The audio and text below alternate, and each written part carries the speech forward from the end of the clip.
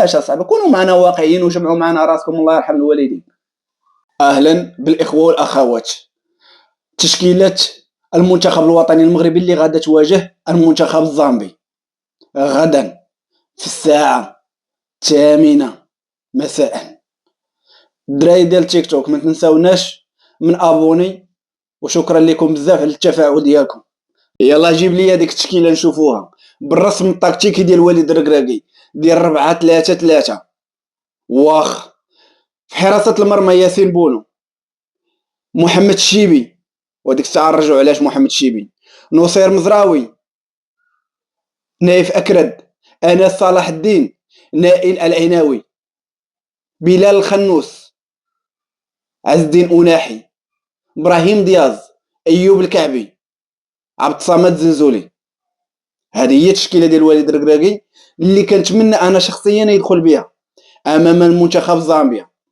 شوف نهضروا دابا على الاختيارات اللي اختاريت انايا، وانا كنختار دائما كنختار على الجاهزيه، ما كنختارش انا من الجانب العاطفي. انا دائما معكم حقاني، انا كنختار على ما كتشوف عيني وعلى هذاك الشيء اللي كنتبع فيه المنتخب الوطني المغربي واللاعبين وفي كيلعبوا في والمستوى ديالهم.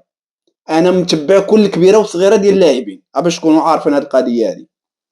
علاش انا درت محمد الشيبي كظهير ايمن؟ علاش؟ حيت محمد الشيبي يستحق يكون كظهير ايمن في الغياب ديال اشرف حكيمي. في الغياب ديال اشرف حكيمي يستحق محمد الشيبي يكون. علاش؟ هو افضل لاعب وافضل ظهير في القاره السمراء. نصير مزراوي دائما كنقول لكم انا نصير مزراوي يرجعوا وليد الركراكي في اللاكس ويشوفوا نصير مزراوي على الحقيقه ديالو، على المستوى اللي كيتمتع به. وانتم شفتوا في التشكيل اللي كنت درت والفيديو اللي كنت درت، حيدت الياميق وحيدت امرابط وحيدتهم، وقلتوا لي علاش حيدتيهم. ولذلك داروا مباراه كارثيه، مباراه اللي داروا مباراه كارثيه حيت ماشي في المستوى. باش نكونوا واقعيين، سفيان امرابط وجواد الياميق ماشي في المستوى ديال المنتخب، باش نكونوا واقعيين. لهذا انا كنشوف من الاحسن ومن الافضل نصير مزراوي يرجع للاكس الدفاع، حيت لاعب عنده مؤهلات عاليه في اللاكس الدفاع. عندنا نايف اكرد ما نناقشوش عليه، وخصوصا المنتخب المالي كان ساد وكان كيضغط على نايف اكرد حيت هو اللي كيعرف يلعب الكره برجليه، وكانوا كيخليو جواد الياميق هو اللي يبني. علاش كانوا كيخليو جواد الياميق اللي يبني؟ حيت جواد الياميق ضعيف، كان كيدير تشتيت الكره، كان كيدير هذوك التمريرات عشوائيا اللي كيخلي الخصم يسترجع الكره بسهوله.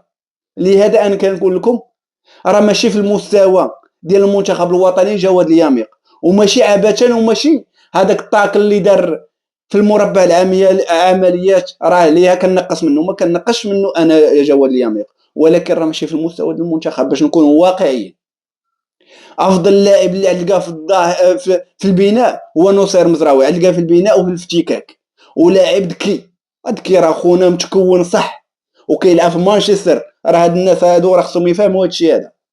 ونايف اكرد بلا ما نهضروا عليه، انا صالح الدين انا نخليه في المركز ديالو في الظهير الايسر.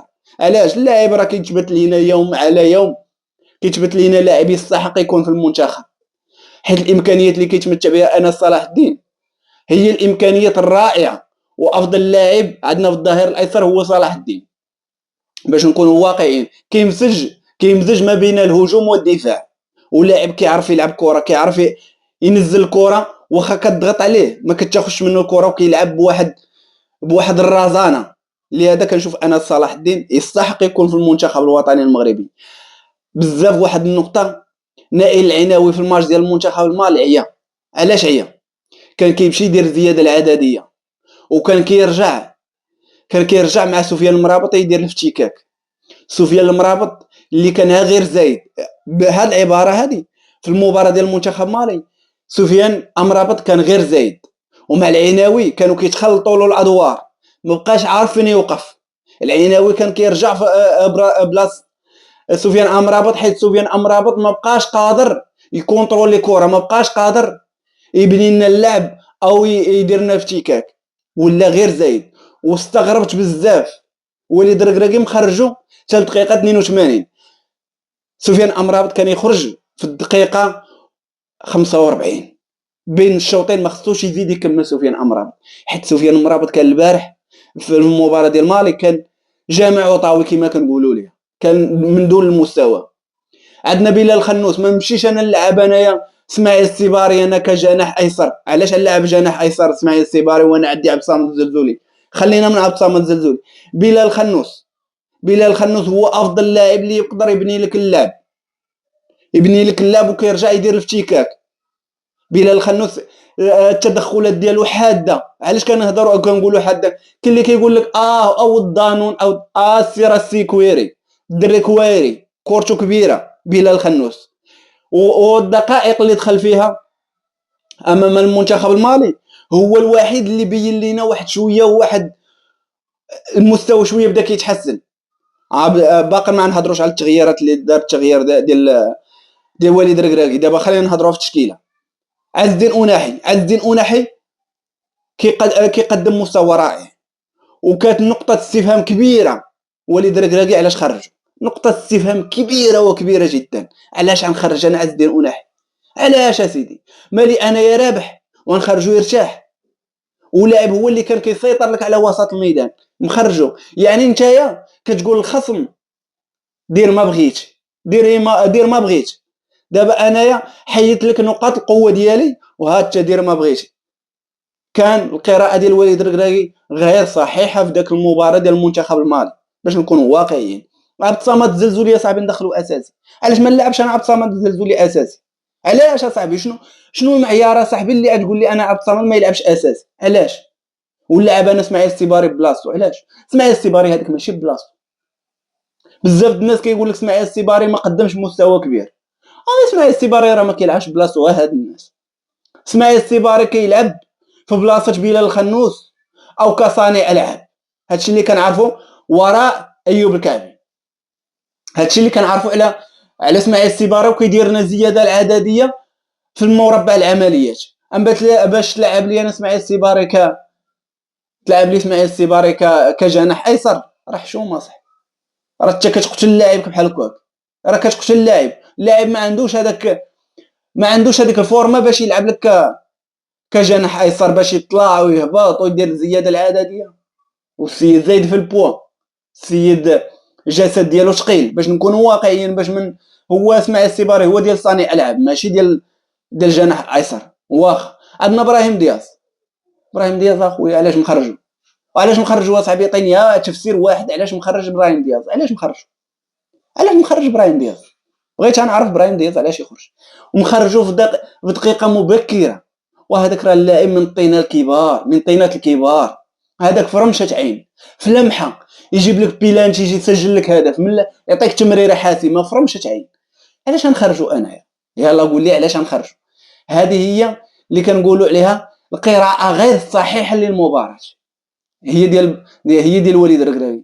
ايوب الكعبي قدم مستوى رائع، وخصوصا في الجهد البدني وفي المستوى في المستوى ديال الضغط قدم مباراه جيده، حيت ما عندناش احسن منه باش نكونوا واقعيين في لاطاك. لهذا انا كنشوف ايوب الكعبي يستحق نوليو نعتمدوا عليه امام زامبيا. وزامبيا اللي هي من المستوى الثالث ماشي من المستوى الثاني كمالي. راه خصنا نغلبوا مالي بواحد سكور عالي. باش نكونوا واقعيين، مالي خصنا نغلبوها بواحد سكور عالي. علاش؟ المستوى ديال مالي ماشي هو المستوى ديال زامبيا ماشي هو المستوى ديال مالي. زامبيا من المستوى الثالث، مالي من المستوى الثاني. هادوك المستوى ديال زامبيا هما اللي كنتي كتباهى به وكتقول لهم انايا درت 16 الفوز على التوالي وكذا وكذا والسلسله وهذه وبلا بلا بقاو الهضره. حنا ما بغيناش ندخلوا في هذاك الحياديه وفي هذيك المشاكل كامله. حنا دابا كنهضروا، حنا داخلين دابا البطوله اللي عطات الله. ما نهضروش في الاختيارات علاش ما جبتيش فلان وما جبتيش فلان. دابا حنايا داخل البطوله، دابا نقضيو باش ما عطى الله، ونقضيو بهذاك الشيء اللي عندنا. وراه عندك الامكانيات وليد ركراكي، بلا ما تقول لي الجمهور يدير لك الضغط او يساندك او شي حاجه. الجمهور راه داير خدمته. الجمهور كاينه ملاعب في المستوى، كاينه جمهور في المستوى، كاينه كلشي في المستوى. خاصك غير انت يا اخي وليد الركراكي تجمع معنا راسك وتكون في المستوى، وتكون القراءات ديالك جيده للمباراه. ما تحرقناش الاعصاب ديالنا. راه حنا كنمرضوا، باش تكون عارف هاد القضيه هادي، وباش في الاخر نخرجوا من كاس افريقيا لا قدر الله وتخرج تقول لي انا كنتحمل المسؤوليه. باش عاد تنفعني يا خويا انا ديك الهضره، باش عاد تنفعني؟ انا راه من العامين لعامين وانا كنتسنى المنتخب، وفرصه ومناسبه كاس افريقيا منظمه لنا في البلاد، علاش ما نديوهاش وعندنا جميع الامكانيات؟ يعني راه انت اللي فيك المشكل، ماشي في اللعابه. جمع معنا راسك اخويا، الله يرحم الوالدين، وكون راسك صغير، تصنت الناس، واحد النقطه سلبيه بزاف بغيت نهضر عليها. واحد النقطه سلبيه، علاش اخويا نايض اشرف حكيمي ونايض الشيبي ونايض كيديروا توجيه اللاعبين شحال من واحد يسمعوا له، واحد كيقول له سير للشرق وواحد كيقول له سير للغرب، وواحد كيقول له بقى في وسط الميدان. واش هاد التخربيق، واش هاد العبات؟ راه المدرب كيكون هو والمساعد ديالو كيكون جالس، ومره كيجي يقول له كلمه ولا جوج، اخويا هذاك خصو يخرج، هذاك راه ما بقاش، هذاك خصو يدخل هنايا. هذا هو اللي كنعرفوا حنايا. المساعد المدرب الدور اللي كيديرو، باش ينوض لي انايا الاحتياط كامل كيوجه.